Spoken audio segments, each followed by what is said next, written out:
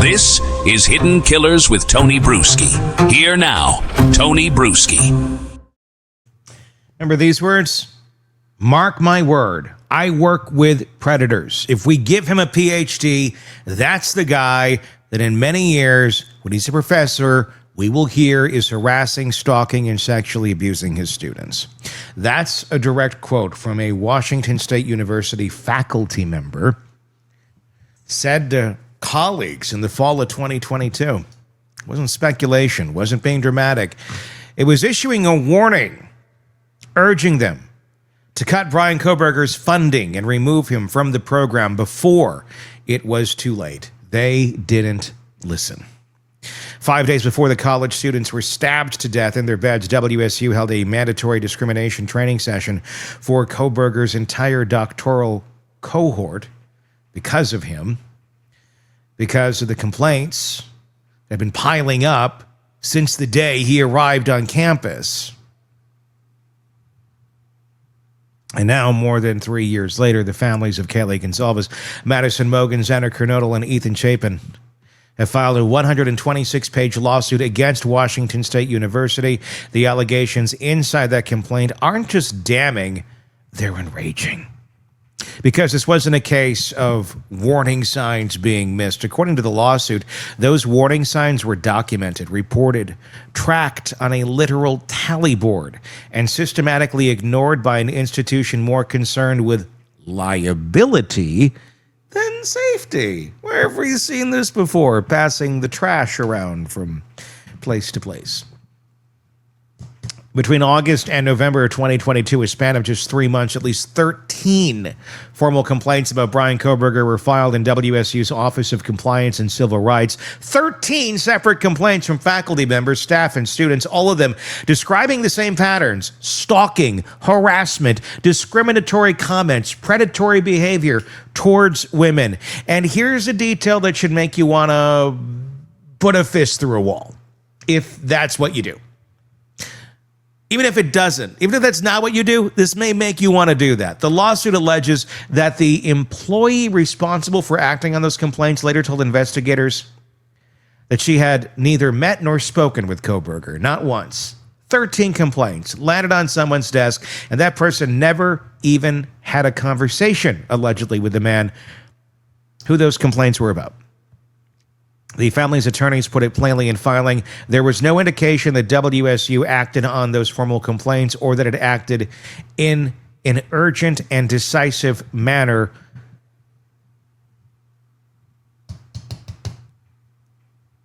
commensurate with the imminent and serious threat that Kohberger posed. No indication, zero. The system existed, the reports were filed, and nothing happened. So what do you do when the institution that's supposed to protect them fails? They protect each other. And the picture this lawsuit paints is of an entire academic department building informal survival systems to navigate life around one man. We're going to get into all of this. Give me your thoughts in the comment section on YouTube or on our Substack, which you can now join for absolutely free for a limited time. The link is in the description. It's on the bottom of the screen if you're watching us on YouTube right now. hiddenkillers.substack.com. Join us there. Comment directly with me. And if you want to have a conversation directly with me, that's the place to do it, is on our Substack. So please do check that out right now. Or YouTube. Like I said, you can comment there. Search Hidden Killers with Tony Bruschi. All right, a tally board kept in a student office to track Kohberger's discriminatory comments and late arrivals. This wasn't gossip. This wasn't whisper networks. This was a written record that students maintained because they knew the official channels weren't working. One WSU employee told a colleague to email her with the subject line 911 if she ever needed immediate help during her interactions with Kohberger. I mean, think about that for a second. They created their own emergency alert system because they couldn't trust the university to respond. This happens far too often. Fortunately, it doesn't always end in this sort of catastrophe. But so often people are left on their own when something else, when the safeguards, the bumpers, fail. And he goes, hey, the bumpers aren't working. Nah, They haven't worked for a long. It's fine. It's going good. It's fine. Female staff members started requesting security escorts to their cars after work because Kohberger was following people. Sometimes professors walked them out. Sometimes WSU police did. Either way, women on that campus had restructured their daily routines around avoiding one man. And allegedly the system said, nah. One undergraduate student fled into a bathroom to hide from Kohberger because she felt uncomfortable with what she described as his scary behavior. She hid in a bathroom on a college campus in 2022. Graduate students developed what I can only call a door strategy. Some kept their office doors shut to keep Kohberger out. Others deliberately left their doors open, not for ventilation, but as refuge, so that if someone felt threatened, they had somewhere to run from Kohberger. This is what institutional failure looks like in practice. The people inside the institution start building their own protocols because the official ones have already failed them. The complaint lays out specific incidents that go well beyond uncomfortable or awkward and land squarely in predatory territory. Kohberger would walk into an office where several female grad students worked and physically block the doorway, just stand there. A faculty member told investigators she would hear women inside say, "I really need to get out of here," and she would intercede, walk into the office herself just to give the student an opportunity to leave. Her maternal instinct, she said, wouldn't let her leave a female student alone with him.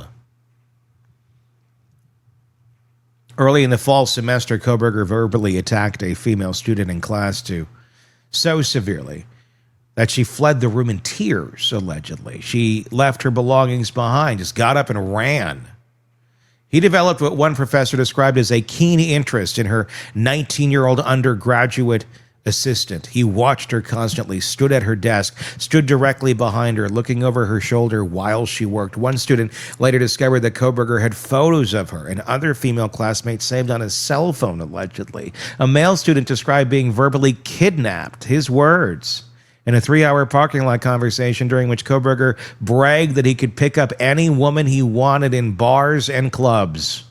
At a party, Kohberger made direct eye contact with a woman and made a beeline straight towards her. A friend had to physically get up and intercept him because the woman was visibly uncomfortable. A bookstore employee on campus started acting as a buffer between Kohberger and his female coworker. Every time Kohberger came in, the guy would tell him she was on the phone, just so she wouldn't have to interact with him. We're going to learn a lot in the discovery in this case, unless the school just quickly settles and tells everybody to shut up. But we're going to learn a lot if this continues on. Because the trial didn't take place, we're going to hear a lot of things that we otherwise did not know about the lead up, about the behavior that was ignored. He didn't operate in a vacuum. This wasn't suddenly one day, I'm going to go kill people. There were signs. There were lots of them. And a lot of people wanting to pretend. And I don't know that it's criminal, but a lot of people wanting to pretend and look the other way that this isn't going on. He's just an odd duck. He's just eccentric. He's just this. He's just that. We tell ourselves these things so often. I don't think it's necessarily always because, we want other people to get hurt, but because it's a survival mechanism. I'm not making an excuse for the school. They certainly, in my opinion, should have done more. If you're trying to understand the thinking of human beings in these sort of situations, most of us have not faced a quadruple homicide by any strange person in our life that we went, oh, well, they were kind of weird. Now they killed 4 people. That's a big outlier, way out there. But it happens. And unfortunately, we need to treat behavior like he was demonstrating. We need to take it a little more seriously, or a lot more seriously, and be intolerant of it. And not just, well, that's how he is. That's how he acts. He's weird. Everybody to each their own. No. In a society, there are certain ways you have to interact with one another if you'd like to participate. If you choose not to, well, guess what? You're not part of it then. And clearly, he had difficulties participating in any and every aspect of society. We just didn't really have a very clear mechanism of what to do with them. And we still don't with people like Kohberger. Because what do you do? What do? You can't just go lock them up because they're weird. Look at Nick Reiner. Look at all that shit. Clear and present danger, and you couldn't get the guy locked away. Certainly you're not going to do it with Kohberger. You could fire him. You could move him around. He'd go someplace else.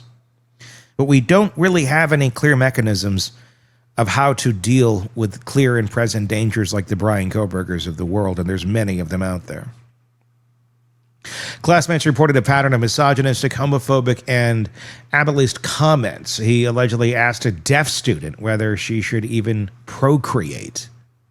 He told a divorced woman she was broken. His fellow students, people who sat in class with him, worked alongside him, called him a stalker, a sexual assaulter type, a possible future rapist. Some speculated openly that he might be an incel.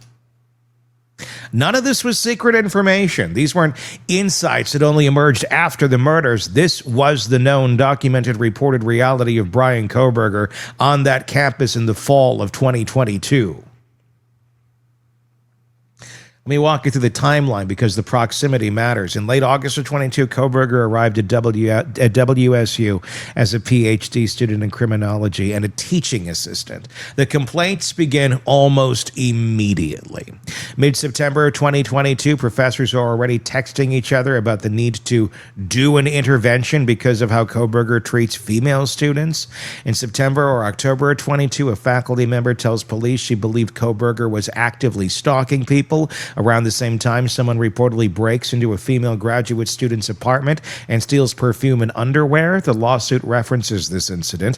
On November 8th of 2022, WSU holds mandatory discrimination training for Kohberger's entire doctoral cohort because of him, because of his behavior, because we can't ever just go to the person and go, it's you, you're the problem. We have to, well, everybody, so we don't embarrass anybody, we don't hurt anybody's feelings.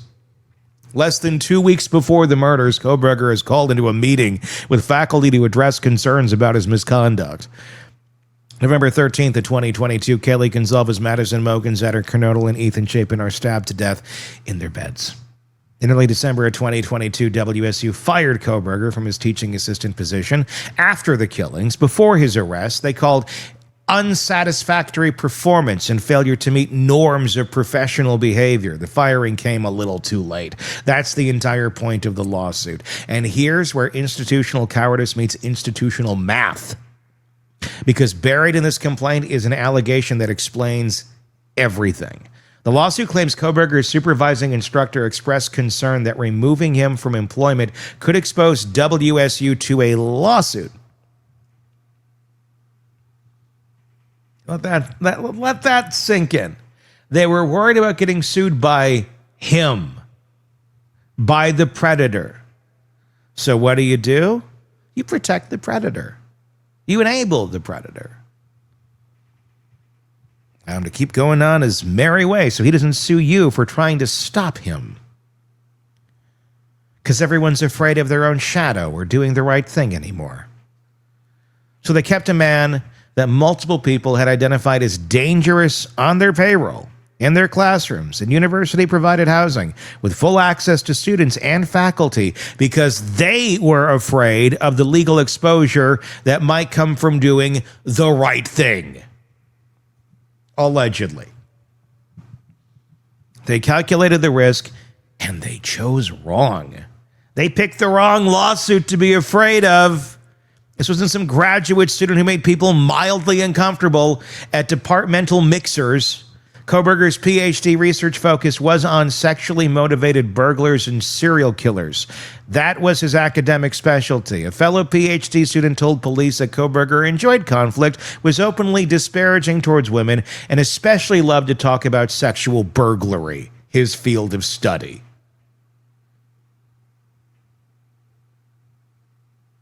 His professors knew what he was researching. They knew how he treated women. They knew he was following people to their cars. They knew about the 13 complaints. They held the intervention meeting. They mandated the training. And later, after the arrest, after the investigation, we learned what Kohberger was doing when he wasn't in class. Extensive online searches relating to home invasion, serial killers, paranoia, pornography involving excessively non-consensual sex acts, repeated late-night drives past the victims' homes on King Road, months before he killed them. The pattern was there. The red flags weren't just waving, they were on fire. The lawsuit was filed January 8th, 2026. In Skagit County Superior Court, all four families are named as plaintiffs. Steve Gonzalez,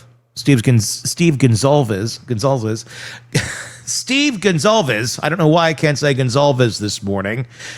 Karen Lemire, Jeffrey Kernerdle, Stacy Chapin, four families who buried their children. Four families who watched a man plead guilty and get sentenced to 4 consecutive life terms. Four families who now want answers from the institution that could have stopped him.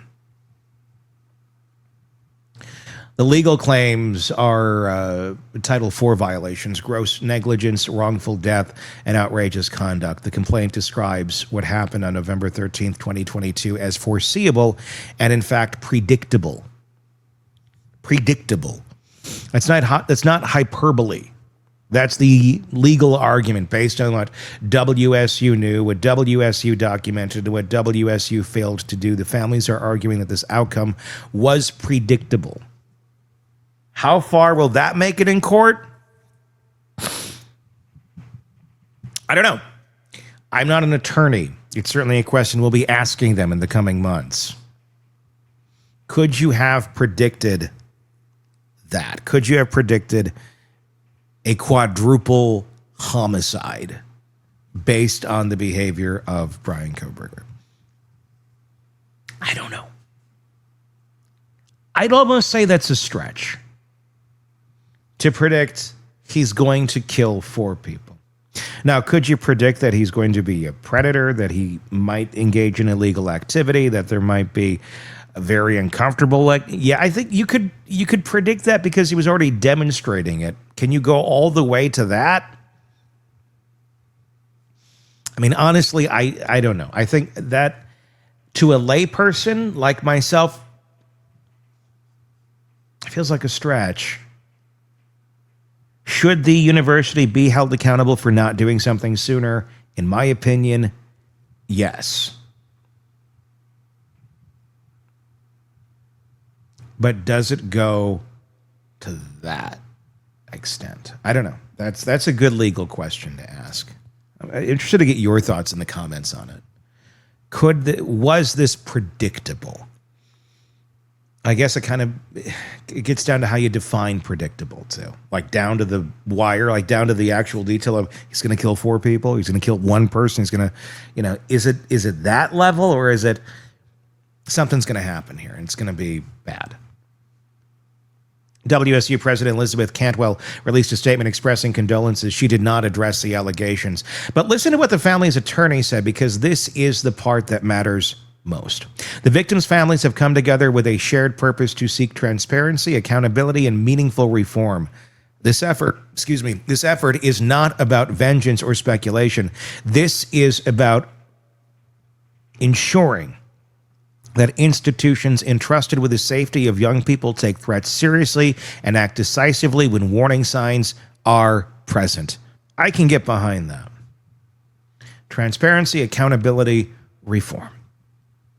It's not asking for blood. They're asking for answers.